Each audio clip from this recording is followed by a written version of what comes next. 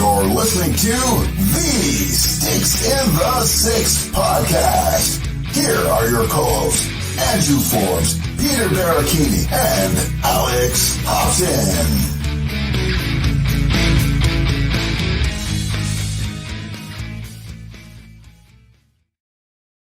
Good evening, everyone, and welcome to episode 143 of Sticks in the Six.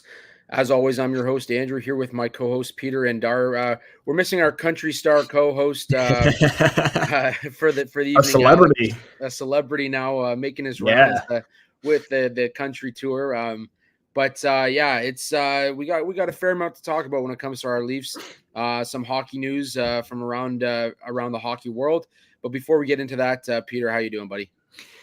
Doing good, man. And it's not just the hockey world right now, but like it seems like baseball started to overshadow everything right now. And I think you know where I'm going with this. The whole Shohei Ohtani possibility of becoming a J. And man, I'm ecstatic or over the moon for the possibility of that. Like this is like next level huge. I think this will be a little bit bigger than. No disrespect to the whole John Tavares signing because that was huge for the city. But this is probably bigger than that, considering what Shohei has done in the past. And the moment he signs a contract, dude, I don't know how I'm going to feel. I mean, obviously ecstatic, but I'm going to make a beeline to getting a powder blue Ohtani jersey right away. I hope they even have like the Japanese like lettering or like spelling for his name, because I think putting that on the back would be really cool as well. But my first instinct is gunning for Ohtani jersey if that does happen. I'm trying not to get my hopes up because I saw the Juan Soto stuff. You know, only 25. That guy's got a lot of baseball ahead of him. Mm-hmm. And then of course Shohei Ohtani, and there's talks that the Jays are, 50% favorites to kind of make that signing. Obviously Kikuchi's there. You saw that Steve Phillips thing then. I did see the Steve Phillips thing. So I mean, I try not to get my hopes up. I also think that if you sign him to a $600 million contract, all of a sudden, ticket prices are starting to climb. Go way up. So, I mean, that's the pessimist in me, but it's definitely some big news happening in Toronto, and it's count on the Jays to kind of steal the headlines in the big smoke when it comes to sporting news when the Leafs are in the midst of the regular season run, and especially of how bad the season went for the Jays. And you know what? Just overall too, Rogers definitely has the money. Just fork it over. Like, just give him whatever he wants. Just give him a blank check at this point. Toronto needs another championship. Okay, yeah. Toronto needs another championship. The Raptors one is already starting to fade a little bit. Yeah. So, it's a lot of big news in sports around the city. As I mentioned to you prior to coming on here, we missed last week. I had a cold. Our country star host was on the road, and just a lot going on in our lives.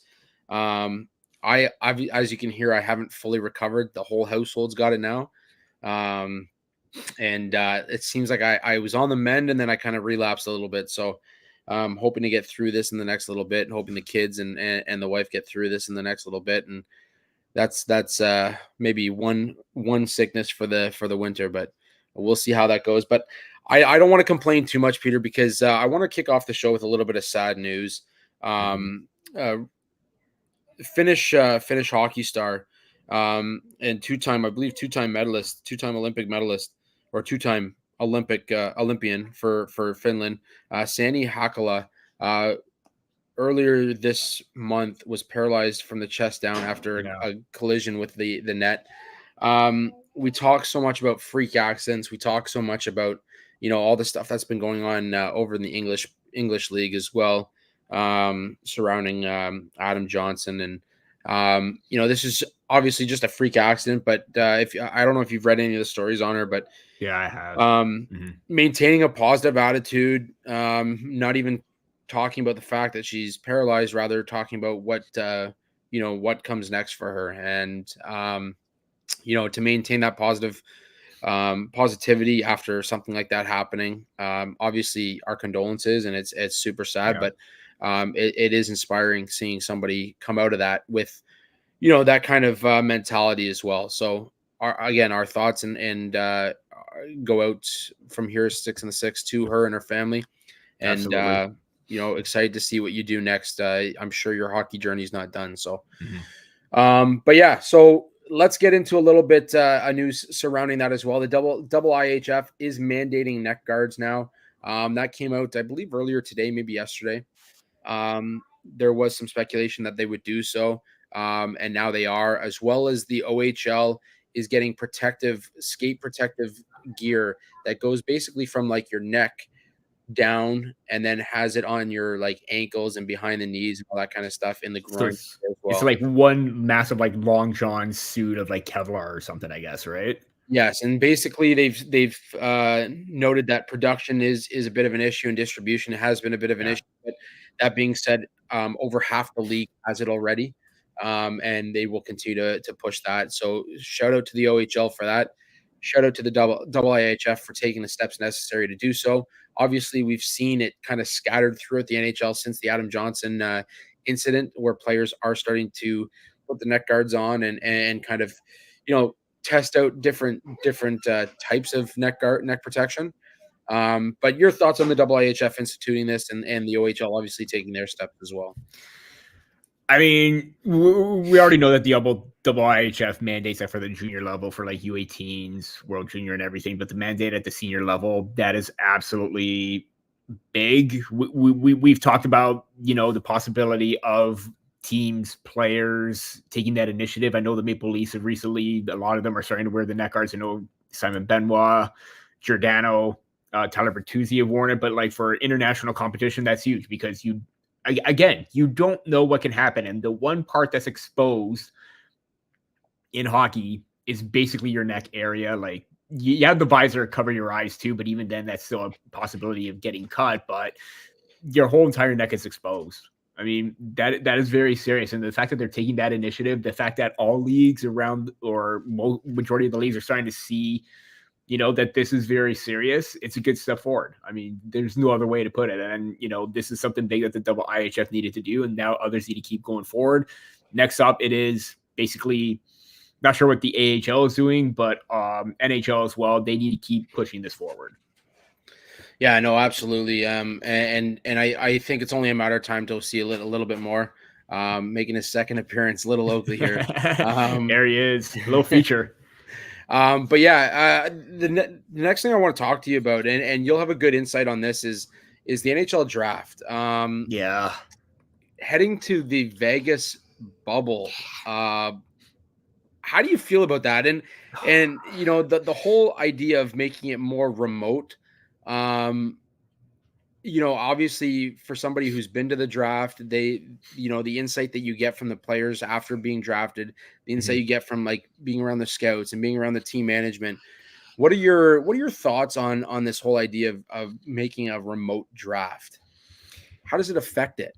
Yeah, I mean, you see what happens when the MLB does it, the NFL does it, even the NBA, where they're all in their little quarters at the office, and then the players are there, but the media is still there. And you know what? I've only gone twice, but talking to the guys in charge, scouts, head scouts, amateur scouts, GMs, coaches, seeing all of them there, it plays a big difference because it sets the tone for everything. And it also basically, you get the insight right there firsthand. And not only that too, but interacting with all the other writers and prospect people, NHL staff, everybody, it's absolutely great to see because, you build that, not necessarily that bond, but you build that, interaction with everybody, talking with them off the record, talking with them before everything's happening and getting little tidbits and all that. It's fun, but you're probably still going to get that with the reporters, but seeing everything firsthand with the teams there, I was a big fan of it growing up. I'm still a big fan of it right now. The fact that it's going decentralized, it is kind of a bummer, but also at the same time, what better way than to go off with a big bang in Vegas? Like I don't know what's going to happen. Hopefully, I can get credentials again, but if I do, it's going to be wild. It's going to be wilder than Nashville at that point.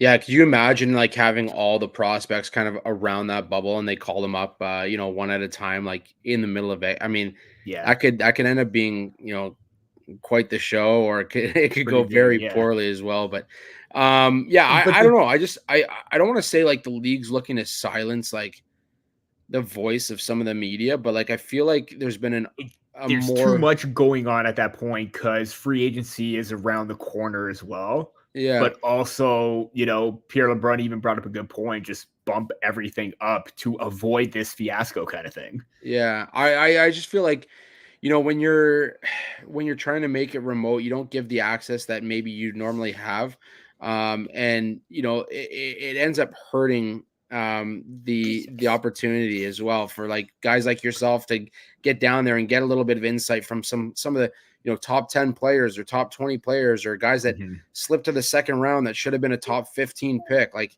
Yeah. I don't know. I don't know. It's one of those things that just kind of, I feel like there's been a bit of a like an ongoing battle between like league and media for the last little bit. You look at guys like oh, who am I thinking of here?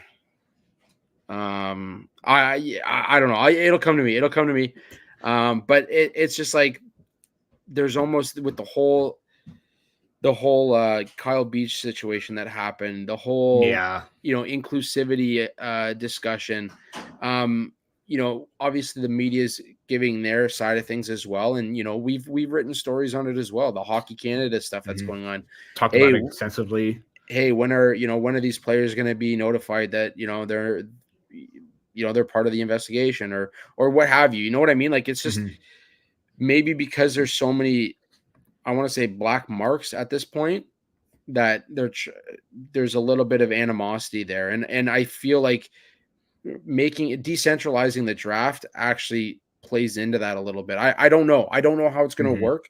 I think we need to see how it's going to work, but I don't know. I like the in-person thing. It's like going from like a hard copy book to like an e-reader. Yeah. I'm still all for the hard copy book. Mhm. Um, but there are people out there that love their e-readers. So Yeah. I don't know. I don't know. That's Call just I was just about to say, call us old fashioned because I mean, basically, we've seen plenty of drafts throughout the '90s, early 2000s, and everything. We know how that works, and that's what differentiated. And I think the NHL did a better job of it because they did make it about the teams getting involved and everything like that. And just again, is seeing them not there again. It's very crucial because let's face it, I love the comments that Wes Clark gave about Easton when he came up to the podium and we talked to, mhm. or like there was a media scrum with him, how he gave his insight, how they were really high on him in the second half and into the postseason. That's what did it in the way that he spoke highly about Noah Chadwick and his development. And we're seeing that right now with his progression in the WHL. So that little bit of info from the source itself, it is going to be missed. Absolutely, absolutely. Yeah, I don't know. I think that interaction is key to the success of individuals like you and me and people like us, and Mhm. it makes it tough. But like I said, I think if we see it, we get a chance to see how it's going to work and how it's going to play out, and it could play out differently than what we expect. But definitely a question mark surrounding it at this point in time when it comes to the coverage of the draft. It will be pretty cool to see it in Vegas. Yeah. And hopefully you get a ticket down there, man. That'd be pretty sick to cover Oh, it down there as well. I was gonna say this, like, if it does happen, there's probably gonna be very little work involved. I'm just gonna say that right now. Hey, I'll throw you a 50. You can go place a few bets for me There at you the go. sports books. Get a nice suit, get some glasses, walk in like Danny Ocean or something like that from There Ocean's you go. 11. But yeah. Yeah. Anyways, jumping over to our Maple Leafs. A lot of conversation around this team so far this season, their consistency or lack thereof, the injuries that seem to be piling up on the blue line. Nick Robertson finally getting an opportunity and making it count. Let's kick it off though with their most recent stint against Boston. Some backlash for some of the big guys like Nylander and JT. Obviously another OT loss, which we'll get into in a little bit here. But Your thoughts on the overall play of this team, your thoughts on their play against Boston, and that key goal right at the end there, where whether it was miscommunication, lack of effort on JT's part, and Marchand obviously with the game winner, kind of an poetic irony if you or poetic justice if you ask me. Yeah, I mean, especially with him being the villain after what happened with Timothy Liljegren, right? I mean, it kind of seemed like fate, like who else to do that but Brad Marchand. But it's just like I you don't know what to expect anymore from this team because it's a little not necessarily embarrassing because there's a lot of parity right now, but at the same time, you should be able to kind of hold your own and you should be able to find ways to win in regulation. I'm just gonna leave it at that for the whole OT topic. But in regards to like JT and Nylander, it's like I'm picturing the replay in my mind because I'm like, what just happened?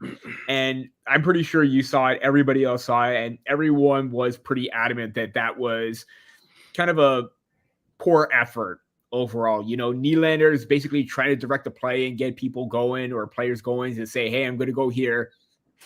Taking his time, trips up the ice. And then you see the lack of effort from Tavares.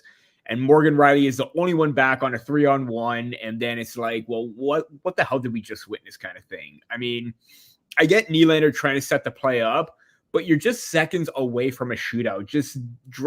Where was that drive that we saw when we were watching that Minnesota Wild game where he took control, took charge, and attacked with force?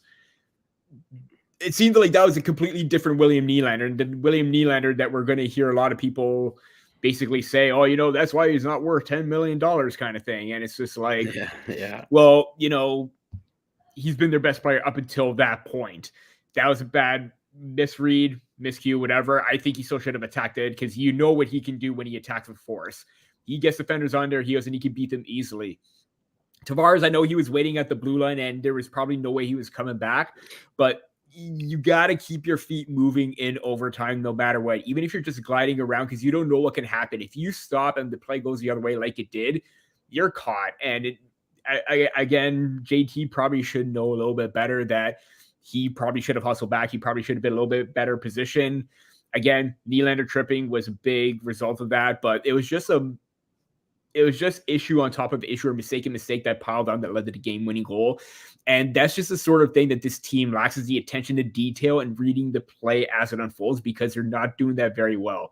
Whether it's 5-on-5, whether it's in overtime, because there were quite a few chances in overtime where it was just like going the other way and it's like, what the hell are you doing kind of thing.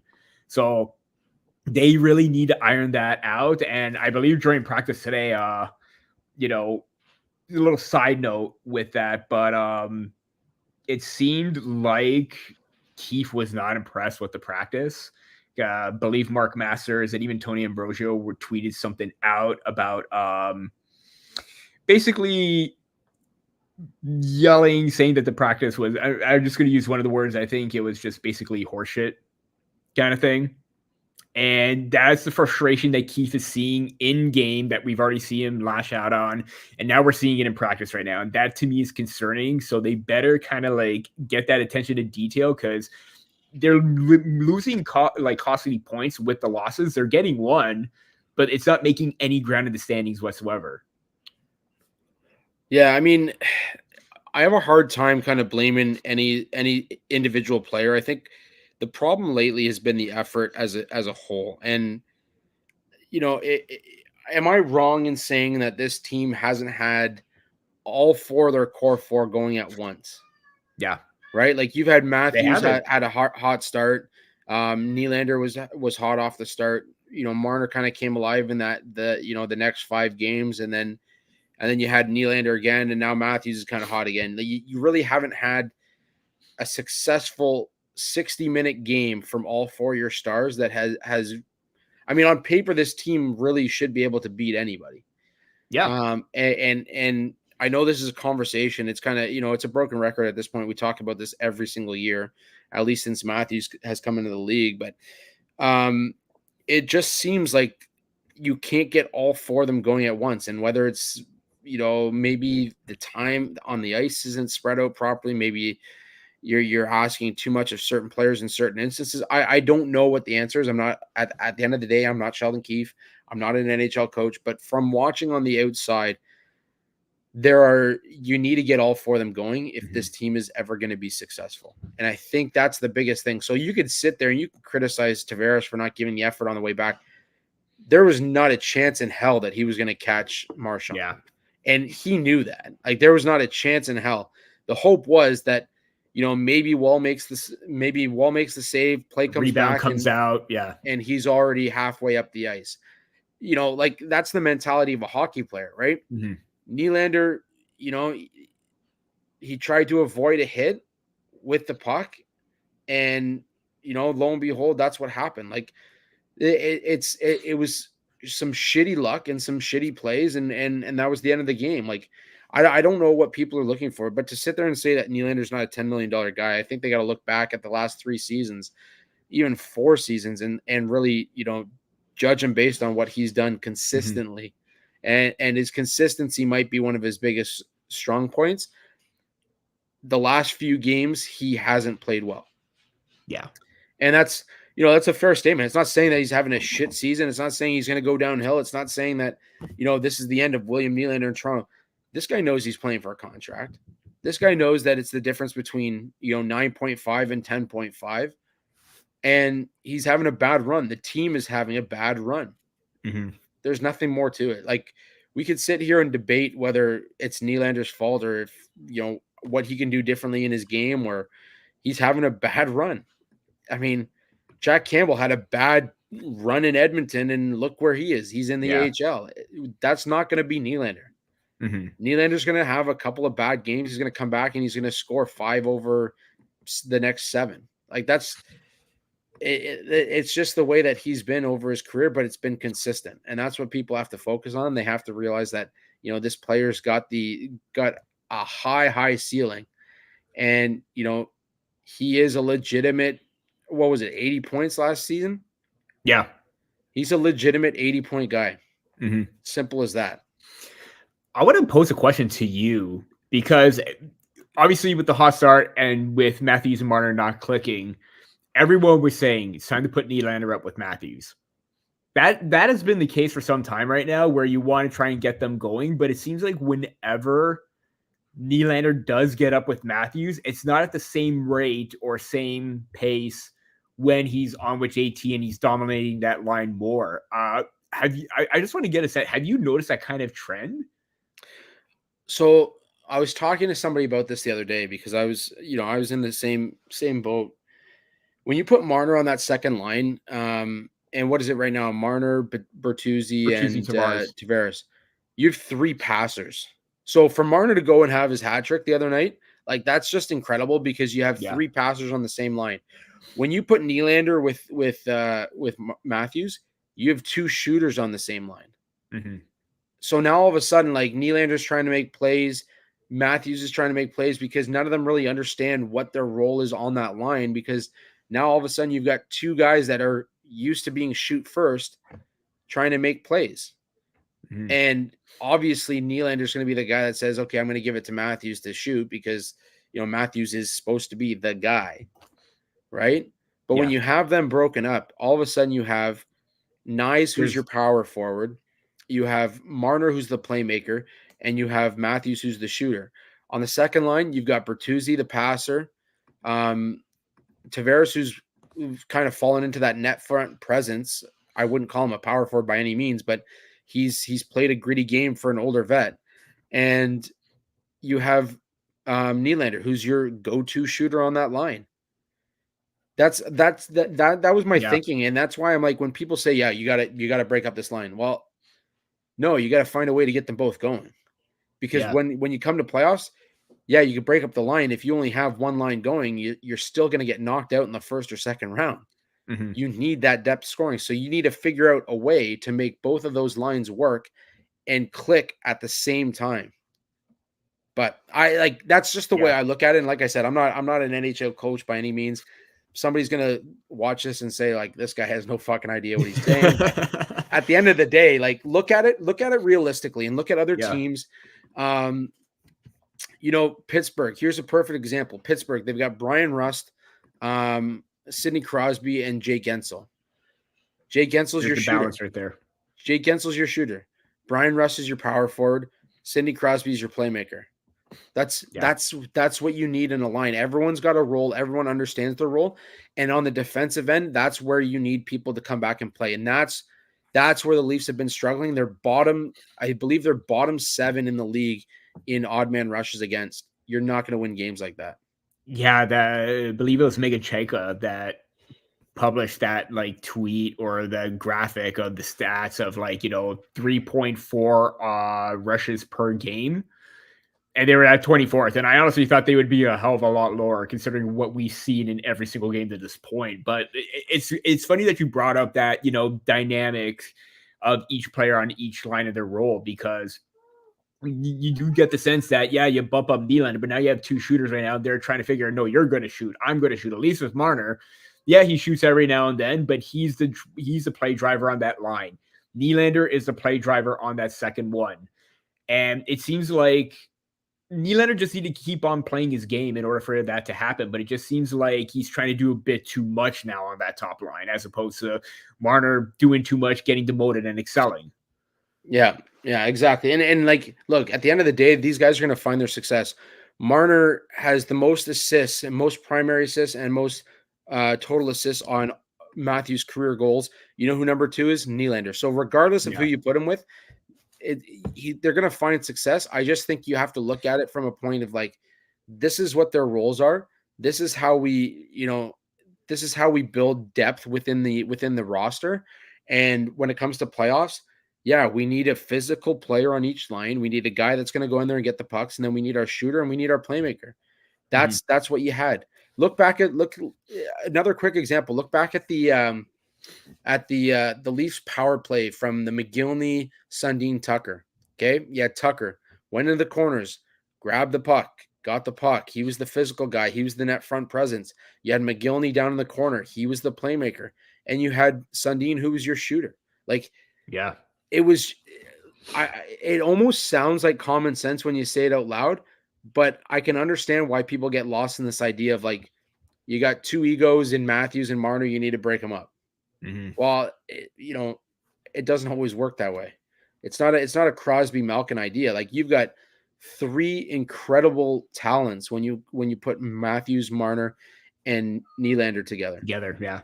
So at a certain point, one of them's got to find success on that second line. I just don't think Marner's the guy to find that on the second line. Mm-hmm.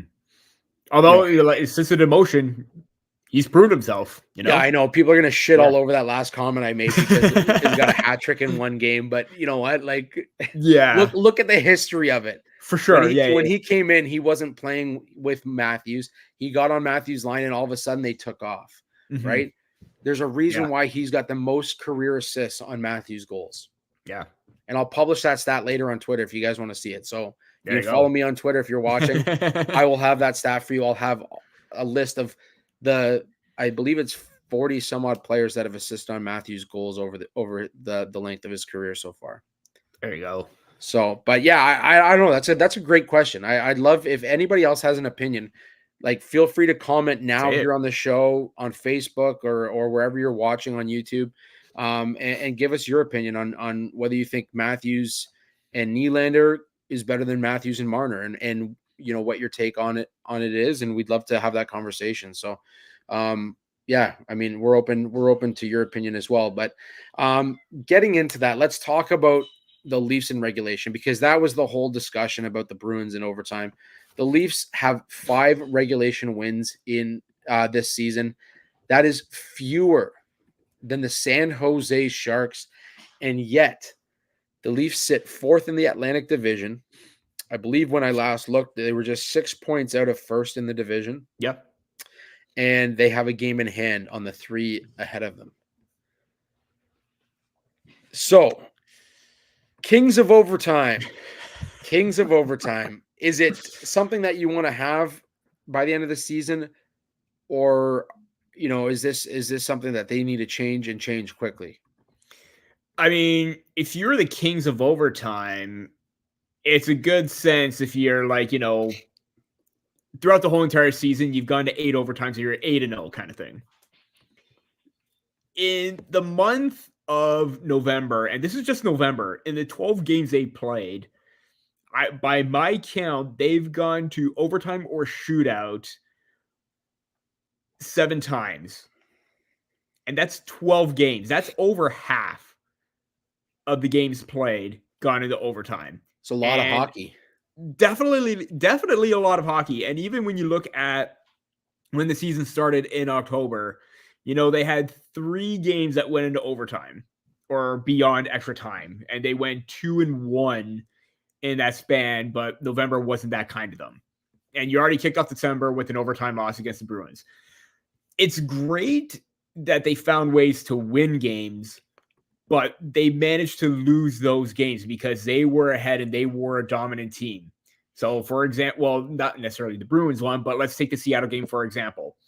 They were the dominant team. They had everything going for them. They sat back and they lost that game. They managed to find a way to win.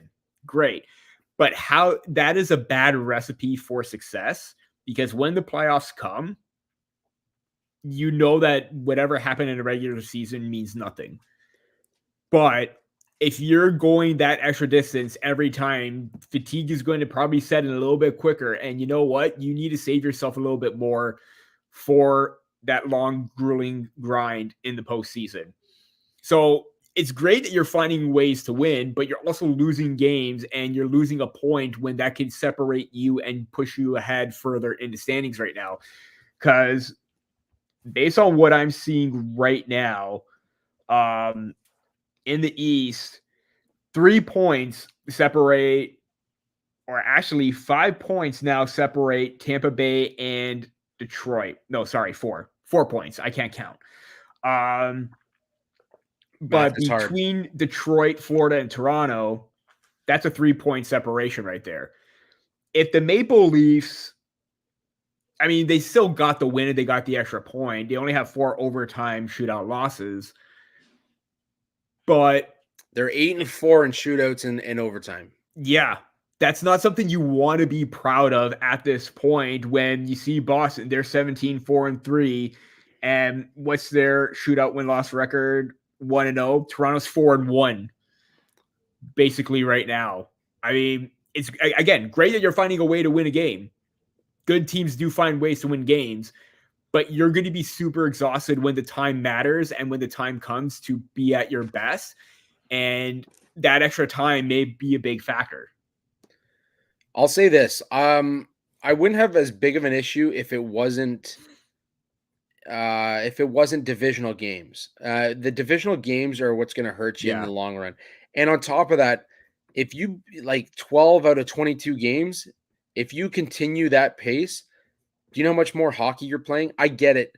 Joseph Wall says he loves being in overtime. He loves the fans. Mm-hmm. He loves the excitement. He loves all that. There comes a point where playing that extra hockey is gonna eat you up. And with the Leafs where they are right now, with the injuries that we're gonna get into in just a second here, that's not the kind of, you don't want to be playing extra hockey. You want to be getting the wins, getting off the ice, and getting time to recoup. So yeah, I think it's, long-winded answer, but yeah, I think it's something that needs to change sooner rather than later, at least before you hit the midway point of the season. Mm-hmm.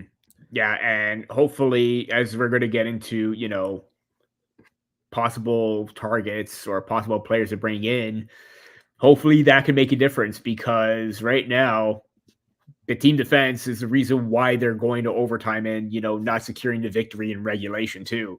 And it's hard to put the blame on Joseph Wall because he's been fantastic at this point. Samsonov, a different story. Some games he's shaky, some games he's good, but at least in Wall's case, he's doing his part. It's up to everybody else to carry and do their part as well. And it's always fun to watch overtime as well. It's always fun to bet on overtime. And with that, a quick word from our sponsors over at DraftKings Sportsbook. Bet the action on the ice with DraftKings Sportsbook. You can bet now on any of the games lined up for tonight, or you can bet on our Maple Leafs as they get ready to kick off a 2-game week.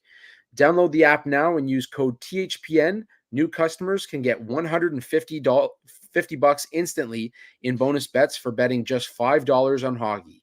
That's code THPN only on DraftKings Sportsbook, an official sports betting partner of the NHL. The crown is yours. Bonus bets expire 168 hours after issuance. Gambling problem? Call 1-800-GAMBLER or visit www.1800gambler.net. In New York, call 877-8-HOPE-NY or text HOPE-NY 467-369. In Connecticut, help is available for problem gambling. Call 888-789-7777 or visit ccpg.org. Please play responsibly on behalf of Boot Hill Casino and Resort. 21 plus age varies by jurisdiction, void in Ontario. Bonus bets expire 168 hours after issuance. See dkng.com/hockey for eligibility and deposit restrictions, terms, and responsible gambling resources. NHL and the NHL Shield are registered trademarks of the National Hockey League. Copyright NHL 2023. All rights are reserved. Well, salary cap. Let's talk a little salary cap here. The talk is from the Board of Governors meetings that the salary cap is expected to increase next season, as everyone did expect. I believe the number was it 86? 87.7, I believe. 87.7. So a good little jump, and certainly a beneficial jump for the Maple Leafs. Peter, your thoughts on what the Leafs could do with that extra little bit of cash? Well, for the quietness that has been on the William Nylander front, I think that's huge, or a big positive step, and that the Maple Leafs now have an indication of where the salary cap is going to go for the foreseeable future. So now you can play into the fact that now you could probably, I know that there were talks and there were dialogues during the season, but now the hope is that it could probably increase, because now you know what's going to happen with William Nylander, because there could be more money allocated to that. But now let's look at the fact that, you know, you're still going to get more space and more leverage when Tyler Bertuzzi is possibly off the books with his 5.5.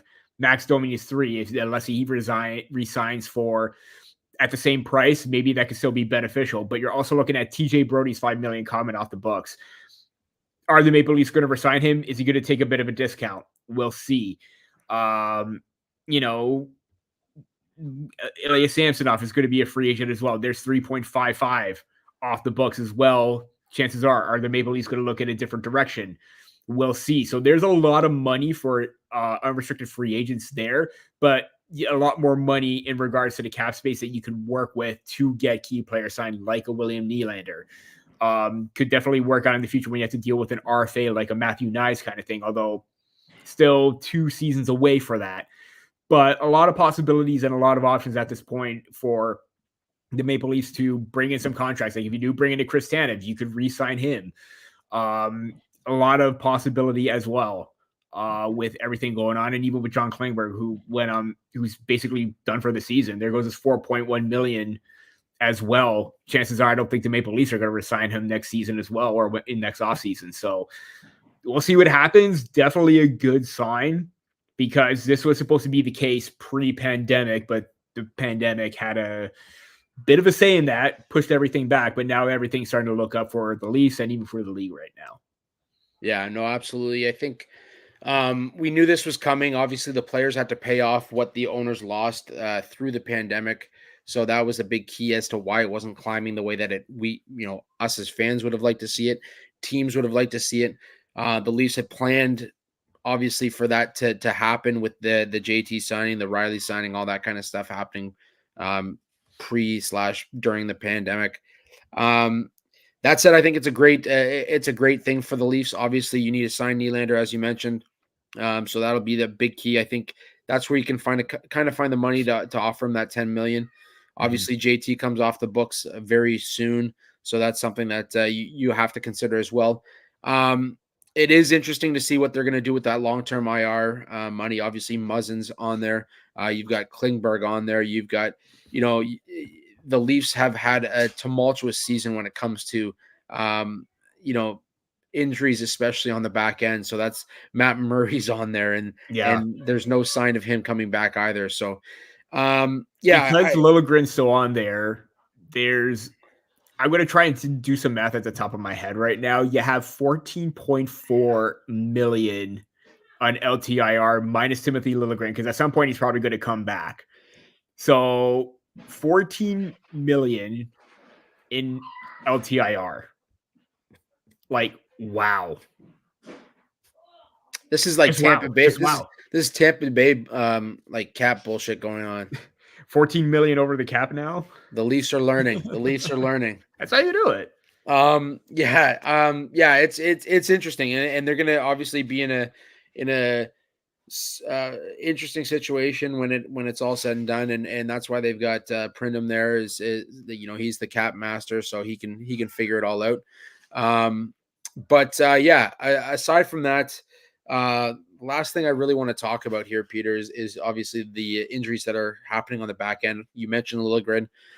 Mark Giordano is week to week with a broken finger, and obviously the news broke today that John Klingberg's season is done with the Maple Leafs. He was on a 1-year contract. Your thoughts on the whole Klingberg situation? I know True Living's taking a beating in terms of signing damaged goods and all that conversation, but your thoughts on that situation and what the Leafs can do to possibly fill that void?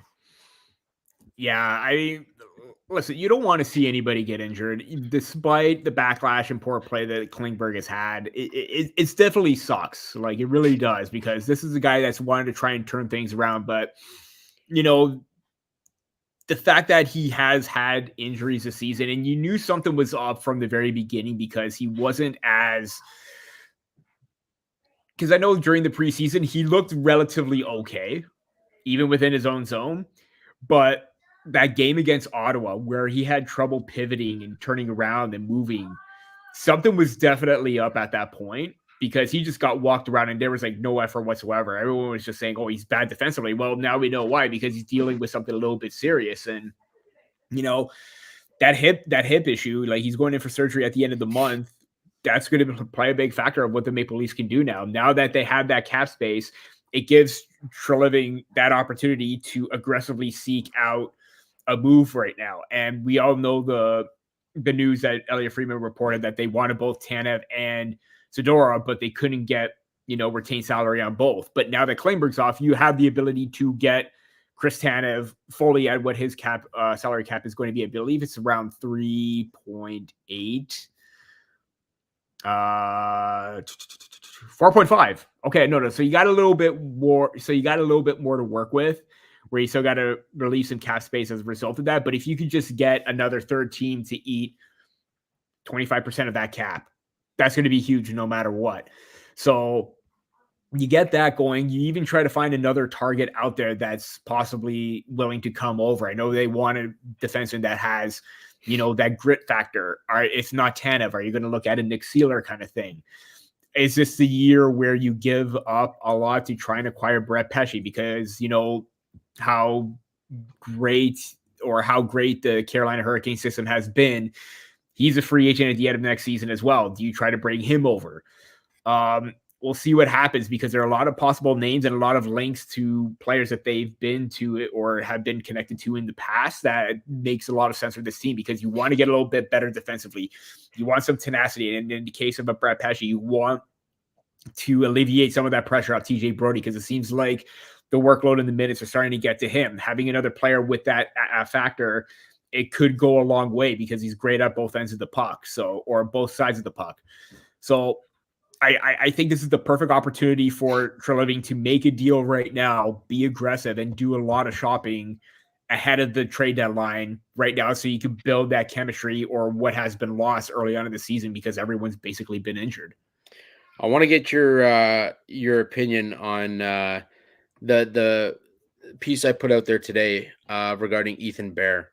Obviously a free agent, a guy that there's not necessarily come from the team themselves, but I know over the past couple of seasons there's been a lot of conversation amongst Leafs Nation about possibly bringing in Ethan Bear. I know you've talked about bringing in Ethan Bear a couple of years ago, and it's a guy that you can go out and get without giving up too many assets, based on the fact that there are 3 contract spots for the Maple Leafs right now. they would have to send somebody back down. But I mean, you've got those 3 Band-Aids on the back end right now, filling that void with the injuries that have happened. What are your thoughts on the possibility of Ethan Bear coming in? Yeah, I think that would be great because, he is basically everything that you want in a steady kind of two-way defender.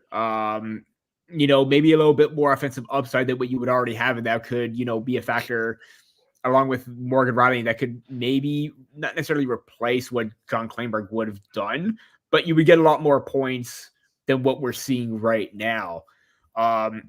Obviously, it looks like the thing is he's had bad injury luck. That's the main concern right now with Ethan Bear. I absolutely love him as a player, even playing with the Carolina Hurricanes and Edmonton Oilers or even the Vancouver Canucks last season. Like, he was a big factor, but the fact that, you look at the games played the last 3 seasons, or maybe 2021 was the shortened season for the COVID lockout one.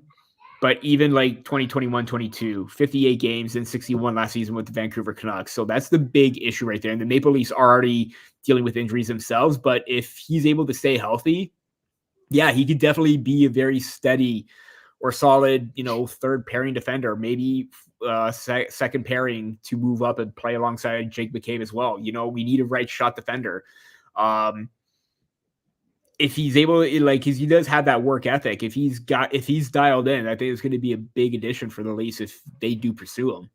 Yeah, I brought it up with the idea that, to bring a guy like Tanev, look, Ethan Bear's not a top 4 guy. He's a bottom pairing, maybe a second pairing guy that can fit in, but he brings the intangibles. He plays a physical game. He averages close to 2 block shots a game. He's willing to sacrifice the body, which obviously we see with the injuries. But you don't have to give up any of those assets that you have in the pipeline for a guy like Chris Tanev. And you're not guaranteed that when you make that move for Chris Tanev that he's going to come in and have the chemistry that you need to. True. So, I mean, Ethan Bear is kind of a low risk option that could end up being a high reward. And you're going through free agency. You have the ability to maybe go out and sign him a 1-year contract. The money is based on what he'll play for you this season. And that's only, 2/3 of a season at this point. So I don't know, just an option that I brought up, but obviously the Leafs need to get something done on the back end. I will reiterate something that I said earlier in the episode. The Leafs' problem is not just their defense. They're giving up the 7th most odd man rushes, and that's going to cost you games. And that's not on the defense. That's on the forwards. That's on everybody. Their inability to get out of their own end on a number of occasions. There's no support along the boards. They seem frazzled in their own end, and turnovers in the neutral zone, and that's what's going to cost them. It's a team thing right now. It's not a defensive thing, and people want to sit there and criticize that the back end. Well, you've got 3 of your starting 6 guys out from the beginning of the year. You've got guys that are still trying to find their footing. You have new faces in the lineup, and there's been no consistency within the lineup for the first 22 games of the season. So it's a tough one. Do you want to really go out and make that big change to get a guy like Chris Tanev? Absolutely, it'd be nice. What are you giving up, though? That's the big question. Yeah. And especially if there's salary retention, then it becomes an even bigger question, because do you want to give up likely a first-round pick, maybe a top prospect for that salary retention as well? Yeah. It's tough. No, I absolutely agree. I will fault the Leafs on one thing, and I failed to say this before. They do give up the line very easily. Like, they do not attack, and they're not aggressive in pressuring players and entering their zone or at the blue line. They're very passive, and they give the opponents a lot of space. They need to be more aggressive in that, because they give up the line way too easily, and we've seen that burn them quite a bit, where they have time to set up, get a play going, and possibly a goal or dangerous shot on net kind of thing. So I will say that it is a team game, the turnovers from forwards, defense, whatever, but I think the defense needs to be more aggressive in, getting an active stick in the way to break up plays because they're letting players walk in very easily. Yeah, no, absolutely, absolutely. And before we close out here, it's not essentially Maple Leafs related, it's prospect related, but Fraser Minton and Easton Cowan both named to the selection camp for Team Canada for the World Juniors. It's World Junior season, and here in Canada, we take it seriously. We are hyped. We are quite literally 2.5 weeks away from World Juniors, and there's going to be a lot of coverage over at the Hockey Writers. There's going to be a lot of coverage here at the Sticks and the Six, especially if there's 2 Maple Leafs on Team Canada. So, your thoughts on Easton Cowan, Fraser Minton? Are we going to see them in red, white, and black? Huge congrats to them. They full-heartedly deserve it. Are they going to be top 6 players? Probably not. But with Easton Cowan's energy, he's likely going to be a very big factor as maybe a 4th or 3rd line energy type of player. With his speed, tenacity, and work ethic, that's going to be huge. And same with Fraser Minton and his physical presence. I think he's going to be more of a shutdown checking role. But that's not to say that he could chip in offensively every now and then, because we see the shot that he has. It's very powerful and very accurate. Honestly, I think both have realistically a good chance to make it, because there are not a whole lot of returnees this time around. I think spots are wide open. I think the one given is that maybe Macklin Celebrini is going to be their top tier guy. The guy is going to be doing all the offense. Maybe you're going to look at Braden Yeager as a lock. Couple other players. It's, not necessarily on defense because we're talking about 2 forwards here, but I do think that Minton and Cowan do have a good chance to fight for a spot and battle and make it tough on the coaching staff, because they are the type of, blue collar type of players that can win you a gold medal. Again, maybe the odds aren't that great against them, but they're definitely going to be in your face. Yeah, no, absolutely. I like what you said about Easton Cowan. He's played so incredible this year for London. Definitely deserves the opportunity. And in fact, worth noting that there are 3 London Knights that are on that roster or selection camp roster in Denver Barkey, Oliver Bonk, and Easton Cowan. So the 3 guys I talked to at the NHL Combine as well. Very excited for them.